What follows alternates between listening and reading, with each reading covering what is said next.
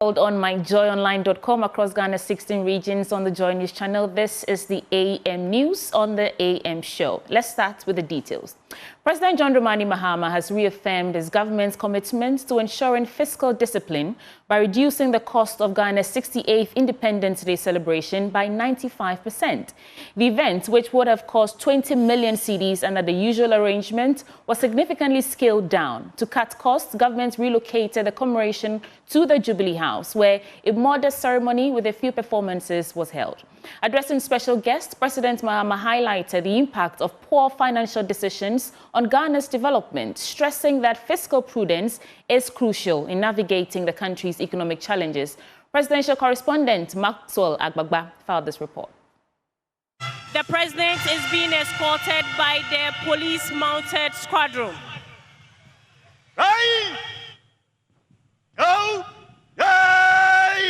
President Mahama arrived here at the Jubilee House accompanied by the mounted squadron of the Ghana Police Service. Amongst the special invited dignitaries here at this event were former President Nana Addo Dankwa Akufo-Addo. We also had former President John Agyekum Kufuor present. We also had the former Tanzanian president also present here as a special guest of honor. In his speech, President Mahama stated that the total estimate for this year's celebration at the Independence Square would have been 20 million Ghana cedis. He said hosting the event here at the Jubilee House has helped government to save 95% of the cost. This year, we received estimates of at least 20 million Ghana cedis for holding the event at the Independence Square on the same scale as the previous years.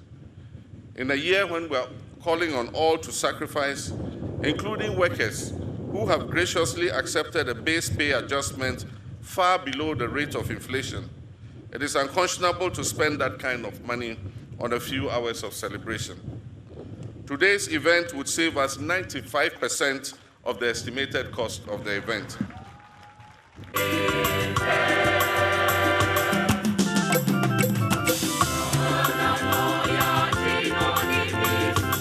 President John Mahama also made a passionate appeal to the people of Boko and other conflict-afflicted areas to give peace a chance. The people of Boko and other areas, it is time for lasting peace to prevail.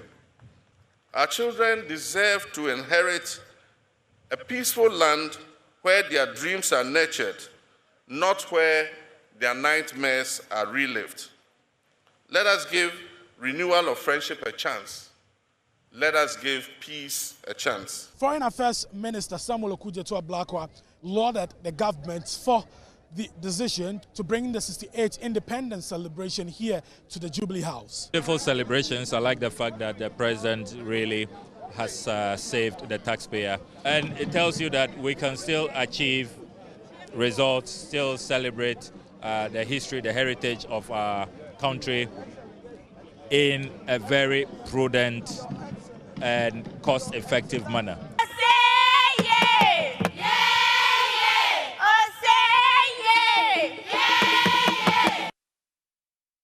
Ashanti Regional Minister Dr. Frank Amakwehene is cautioning sanitation offenders in the region against indiscriminate littering. The once beautiful garden city of Kumasi is now engulfed with heaps of filth in major drains, market centers and other residential areas, serving as breeding grounds of various contagious diseases. We'll tell you more in this report. March 6, 1957 marks a focal moment in Ghana's history and the wider narrative of African freedom. As the first nation in sub-Saharan Africa to gain independence from colonial rule, Ghana ignited a wave of hope and determination that swiftly spread across the continent. As the country commemorates 68 years of sovereignty, citizens pay tribute to the courageous leaders and visionaries who fought tirelessly for freedom and self-governance. Ghana, your beloved country, is free forever. This anniversary serves as a stark reminder of the resilience of the Ghanaian people and their steadfast dedication to building a democratic society. Over the decades, Ghana has established itself through its rich cultural heritage, economic growth, and an active role in regional and global affairs. Some Ghanaians shared their perspectives on the journey towards independence and development thus far. Independence,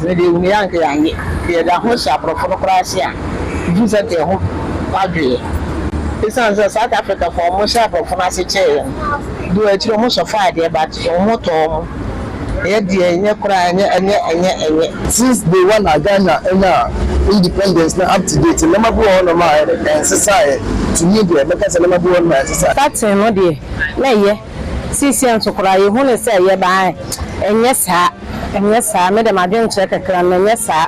Because CC crown, you want to send come more back on the buy and a day. Nanky and yes, I will not cry the CC dear. And your plenty, yeah, found DNA, and a dear. Madam, I didn't check a crown and say, yes, one more found you in my idea. But I see your something for necessary. As Ghanaians come together to celebrate, it is crucial to reflect on the nation's complexities, recognizing both achievements and challenges. Dr. Samuel Edujemfi is a political historian with the Kwame Nkrumah University of Science and Technology. What is closely linked to that is that even though some have said, some scholars in government and politics and all that have tried to argue that rather radical nationalism is what led to Ghana's independence, and that really took effect from the 1945. But I say no. Before the First World War, the interwar period, the League of Nations, and up to 1945, after the Second World War, the formation of the UN and all that, the region called Gold Coast had strong African scholars. It had also had several youth movements, if you like, right, which was pushing for such independence. From ancient empires to modern democracy, Ghana's journey is a testament to the strength and determination of its citizens in the striving for a brighter future. From Kumasi, Godson de Graft appears report for Joy News. Land of freedom, everybody talk. Moving on, the Central Regional Minister, Ekopenyi Eduamochire, is calling on traditional leaders in the Asin North District to prioritize good sanitation as a yardstick of development. Now, speaking at the 68th Independence Anniversary Parade held in Asin Breku in the Asin North District, in the region, among other issues, reaffirmed the significance of maintaining proper sanitation as the region continues its fight against cholera. Abigail Nkrumah has more in this report. At the 68th Independence Anniversary Parade held in Asin Breku in the Asin North constituency, the Central Regional Minister, Ekopenyi Eduamochire, urged traditional leaders in the area to prioritize proper sanitation, saying it will be used as a yardstick for development.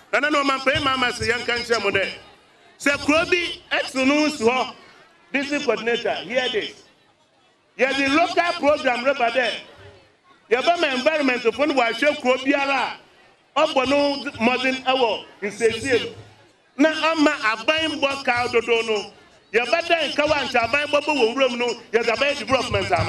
As the Central Region continues its fight against cholera, the regional minister also called on teachers to make teaching and learning more practical, saying proper hygiene is not a reading concept. Oh my Ghana, where the 68 years? Or impact in the 68 years, sir, you do not have to read all the time to know what is right. You should have learned a lot from 1 year to 68 years. Or impact, we learn a lot from practical than from reading. A teacher, do not teach learning hygiene through reading. Do it practically. The minister also touched on subjects concerning galamsey and responsible parenting. Galamsey, we are in Masua Central Region, and I'm going to so. Mumba by Ase. Mom maybe baby motor to Musa one send one fire ben down. I hear not the bro. Our woman sebi. Mumma may one quack. My friend one man found them quite your teacher. On your teacher the way you man say teacher has a role.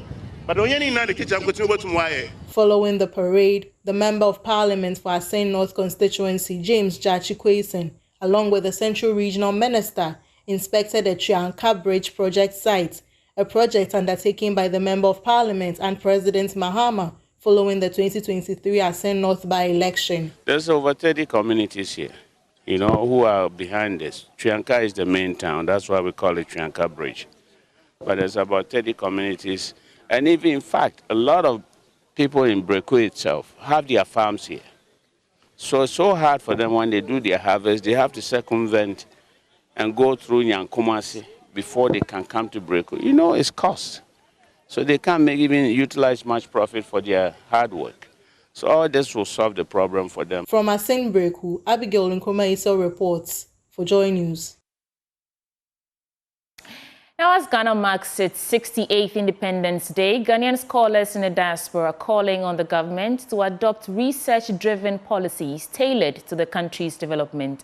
Despite 6 decades of independence, the scholars are worried about Ghana's financial instability, prompting urgent action. Professor Joseph Dankwa and Kweku Adams, lecturers at the University of Bradford in the UK, are urging Ghanaian scholars abroad to return home as agents of change to drive growth and progress.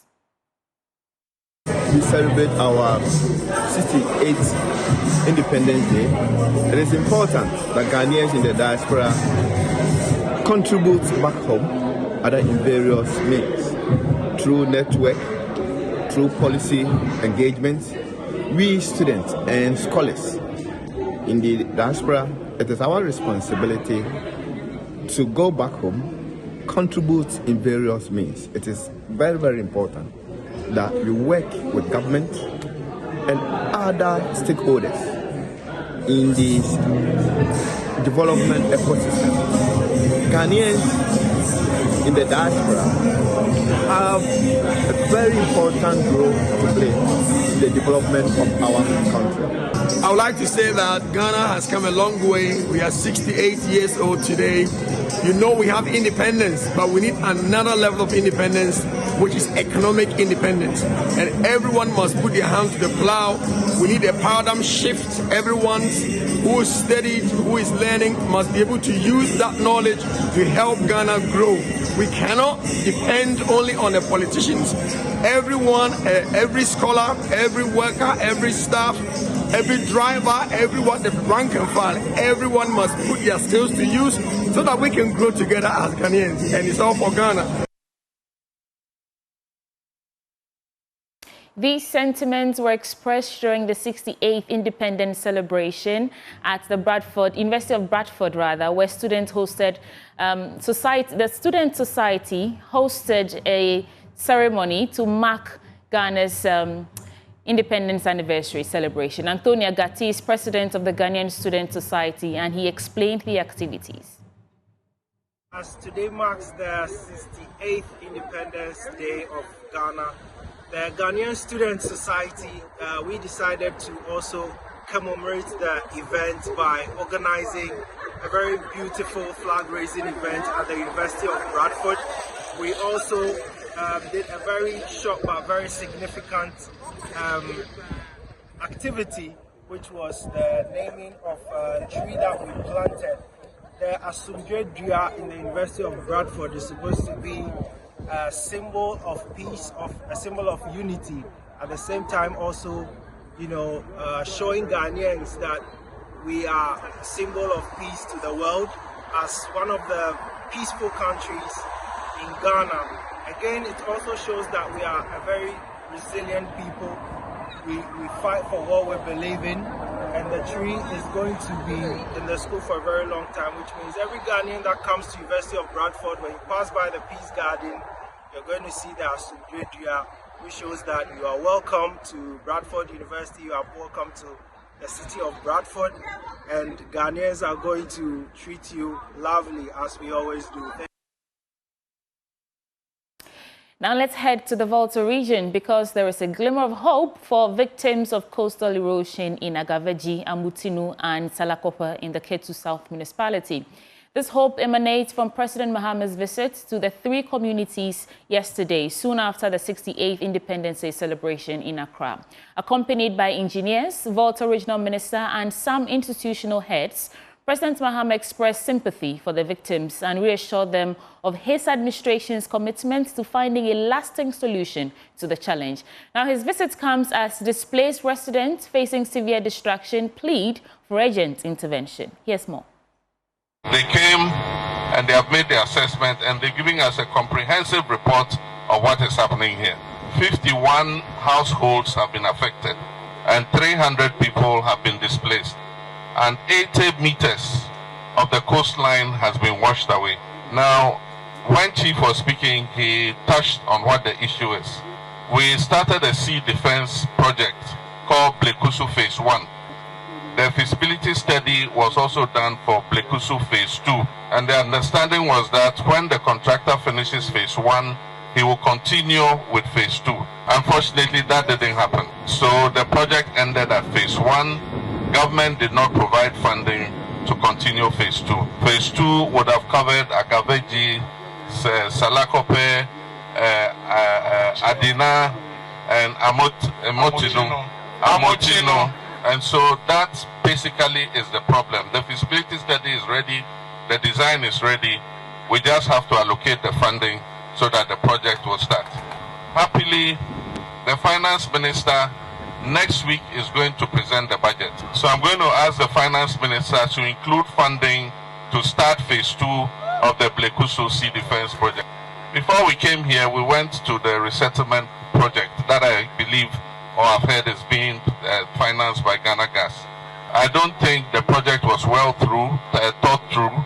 The work is shoddy, and even the area where the resettlement is being built is a flood area. And so if it floods, it will affect those buildings too. And so those buildings are not fit for purpose. There are two things we need to do. Start the building of the Phase 2 of the defense wall, but at the same time, resettle those whose houses have been affected. In the meantime, to alleviate the plight of those who have been affected, we brought some items to be distributed to those who have been displaced. The items are from 3 sources. The Cape Coast Technical University has matriculated 3,372 newly admitted students for the 2024-2025 academic year. Addressing matriculants at the matriculation ceremony, the Vice-Chancellor of the university, Professor Kweku Educhum Eyimboache, called the ceremony as one beyond reciting symbolic oaths and urged the matriculants to have confidence in their quest to pursue TVET education. Matriculants of the Cape Coast Technical University were advised to hold highly their decision to pursue TVET education. According to the Vice-Chancellor of the university, Professor Kweku Educhum Eyimboache, in his address to matriculants, said the era of shame in pursuing vocational education is over. To our esteemed and cherished matriculants, all these efforts I have outlined are geared to give you quality 21st century education. To borrow a verse from the Bible, specifically Romans 12:2, I urge you to be transformed by the renewal of your mind. Change starts from the mind. Tell yourself and convince yourself that you are not here by chance, but you are actually here by choice. Do not look down upon yourself because you are in TVET or you are in a technical university. The era where vocational and technical education was looked down upon as the preserve of unintelligent or academically poor students is long gone. The Vice-Chancellor also promised the provision of a world-class standard education for the matriculants. Dear students, for us at CCTU, today's ceremony goes beyond reciting and signing some symbolic oath. To us, today, you are signing an academic contract with us. You, by your presence here, are committing your training needs to our hands, and we on our part are pledging to provide you with our usual world-class standard education and training. Your vote of confidence in CCTU will never be in vain. For the 2024-2025 academic year, 3,372 students were admitted into the university, which is a 112% increase over the admission of the last academic year. From CCTU, Abigail Nkrumah reports for Joy News. In other stories, Deputy Executive Director of SICOD, Daniel F. Banuku, has urged the government to prioritize agriculture for Ghana's economic growth. Speaking at Beverly Hills Academy's Heritage Month in WA, he stressed the need to, quote, reset Ghana by focusing on agriculture and local production. He told Joy News that a sustainable economy should benefit local farmers and producers. Reporting from WA, Joy News' Rafiq Salam has the story. As part of their preparation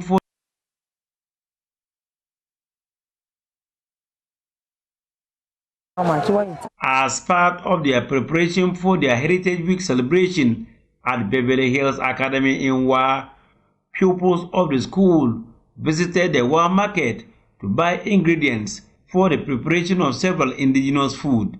Today, the school decided to celebrate their Heritage Week by cooking local dishes to mark Ghana Month. The pupils were grouped into 6, representing the 16 regions of Ghana. In an interview with Joy News, Deputy Executive Director of Center for Indigenous and Organizational Development, SICOD, Daniel F. Banuku, whose organization is championing the eating of local dishes, noted that Africa has lost a lot, hence the need to go back to eating of local meals. We needed to push a reset button, to go back to the basics, to begin to promote the consumption of local foods that can then increase the production of local foods. The proprietor of Beverly Hills Academy acknowledged the people for the effort put into the event.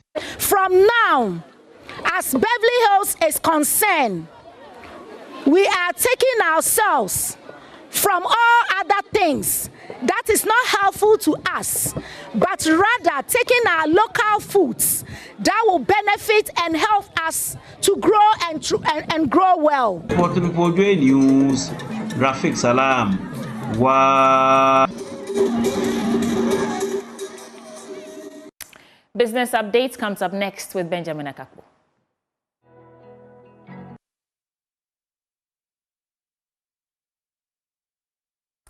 Welcome to our business update. Now in our first story, economist Dr. Ishmael Yamson has maintained that the country has failed to achieve economic freedom despite 68 years of independence because of corruption and a lack of patriotism. Speaking to Joy Business, Dr. Yamson, however, maintains there is still a way out of this challenge. How can a country in 68 years go to the IMF to be rescued 17 times? And let us pray that we don't go for 18 times. There are some who have argued that there is a possibility. Well, I like the British say, the situation is difficult, but it's not hopeless. I think I still have hope that if we take through the reset agenda, as we have all diagnosed and made proposals, we shouldn't go for the 18th time. I'll come back to your recommendations and how we can tie in this program. But for you, do you think that the governance system or the structure has been been a problem in transitioning from what Nkrumah left and sustaining that economic vibrancy to now? Because there are some who are saying that we've lost out in terms of real economic independence and financial independence, and still our economy is actually open to price volatility, and anytime there's a blip with any of the commodities, we see the city and all the rest. How do we get around that challenge in terms of having that impactful economic and financial freedom to make it relevant when we celebrate today as 68 years of independence from our colonial masters? Two things, George. The first one is love for country. Love patriotism. For country. Patriotism. And one thing that sets Nkrumah's government apart from all other governments is that Nkrumah was passionate about building a strong Ghana, respected Ghana, a sovereign state that is able to manage its own affairs. And he was very passionate about it, right? And there are people those who have argued that, oh, Nkrumah was able to do that because he was a dictator.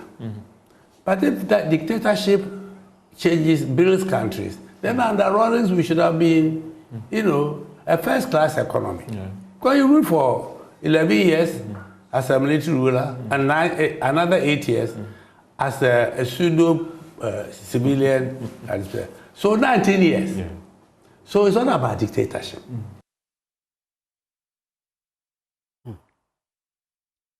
Now, renowned business executive Dr. Kofi Kodu-Asapong has cautioned government not to relent on implementing some of the key recommendations at the just-ended National Economic Dialogue. He explains that if the government fails to address some of the challenges, this will discourage future engagements on the state of the economy. He spoke to Joy Business. Committees, the groups, there were 6 groups. They all made recommendations. We didn't come here on partisan basis. We came, for me, for example, I'm a senior citizen. I came to assist. I came to share my thoughts. It's up to government to use the recommendations.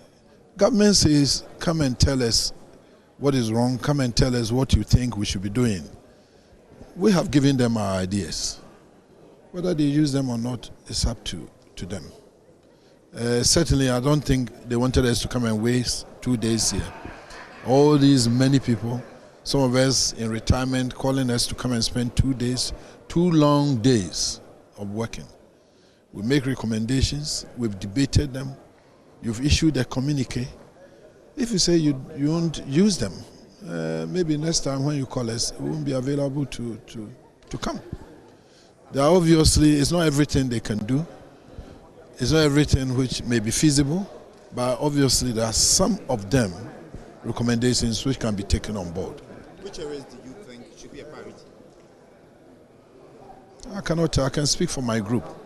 My group, we dealt with ECG, that is power. We dealt with Cocoa Board. We made some recommendations. Cocoa Board, for example, we think they should focus on buying their cocoa and exporting the cocoa. Other non-core business like going into road construction, maybe excessively importing inputs.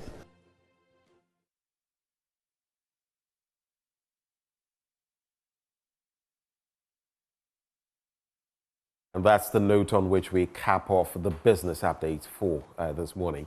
I'm passing the baton back to the woman on the beat, Sweetie Abochi. Thank you, Ben, and I really appreciate you wearing pink today in solidarity of International Women's Day. Right, and that ends the AM News Bulletin on the AM Show. Coming up next, News Review. Our guest joining us this morning, Andrew Appiah-Dankwa, is a lawyer and spokesperson for the Movement for Change. Kwame Nkrumah Botsio is General Secretary of the CPP, and Professor Isaac Boedi is a Dean, Accounting and Finance, UPSA. They're joining us in a bit. Please stay.